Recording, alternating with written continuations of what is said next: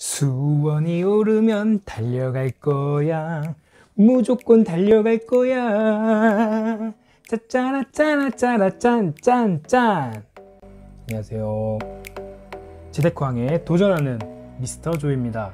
오늘은 수원 부동산의 폭등 이유 3부작 중에 첫 번째인 7가지 교통 호재에 대해서 말씀을 드리겠습니다.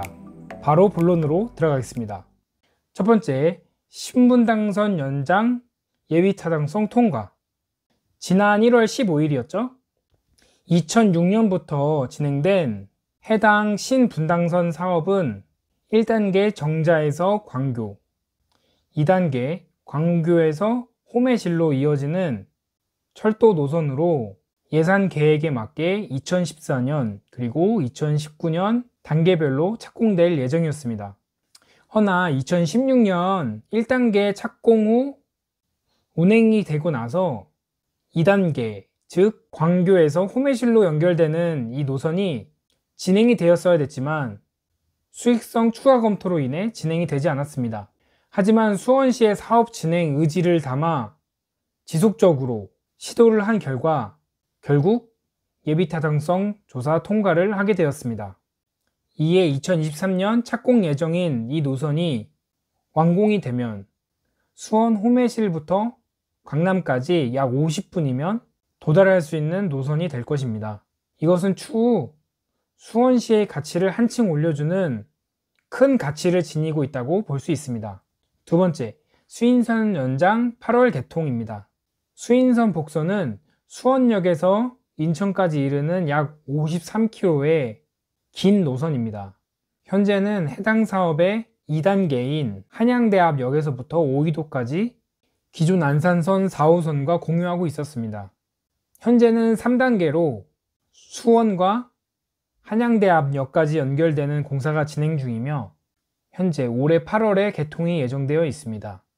이는 수원과 안산, 시흥, 인천에 이으는 더욱더 긴 교통망으로서 수도권 남부의 공단과 산업단지를 연결해주는 교통 허브가 될 것입니다. 세 번째, 인천에서 왕십리까지 수인선과 분당역 콜라보. 왕십리에서부터 시작하는 구분당선은 이미 2011년에 개통되어 9년간 운영되고 있는 노선입니다. 우선 방금 전에 말씀드린 그 수인선이 올해 2020년 8월에 개통이 된다면 이 분당선과 연결될 예정입니다. 여기에 현재 용인 죽전과 수원 간 운영하는 급행열차가 연장된 노선, 즉 용인 죽전, 수원, 안산, 인천 연장된 노선까지 급행열차가 지나간다고 하면 수원은 그 교통망의 중심에서 용인 죽전 그리고 인천까지도 이동할 수 있는 수인 분당선 교통의 핵심이 될 것입니다. 여기에 왕십리까지 갈 수 있는 건 묻고 더블로 가주시고요. 수원역 GTX C노선, 작년 12월 11일이죠. 두말할 나위 없는 수원의 호재, 양주에서 수원까지 이르는 GTX C 노선의 예비타당성 조사가 통과되었습니다. 이 노선은 2021년 말 착공, 2026년 운행을 목표로 하고 있습니다. 해당 이슈가 사실 수원역에 큰 호재로 다가왔을 텐데요. 이후 8달 재개발과 함께 프리미엄 수원을 만들어가고 있습니다. 아니, 수원역에서 삼성역까지 약 18분, 20분도 안 걸리는 속도로 주파한다고 하니 이건 정말 강남에서만 살지 않아도 되는 그런 이유가 되는 것이죠. 이건 뭐 번개 같은 속도예요. 그런데 사실 현재는 인덕원역 정차 여부로 인하여 해당 사업이 약간 정체되고 있어서 2021년 말로 착공이 예정되어 있지만 2020년에 착공이 진행되지 않을까 전문가들은 그렇게 얘기하고 있고요. 하지만 시간이 금으로 만들어주겠죠? 다섯 번째, 인덕원 수원 복선 전철. 해당 노선은 경기도 안양의 인덕원과 그리고 경기도 수원, 화성, 동탄을 연결해주는 복선 전철입니다. 2022년 착공될 예정이고 GTX와 마찬가지로 2026년에 개통이 될 것으로 예상이 되고 있습니다.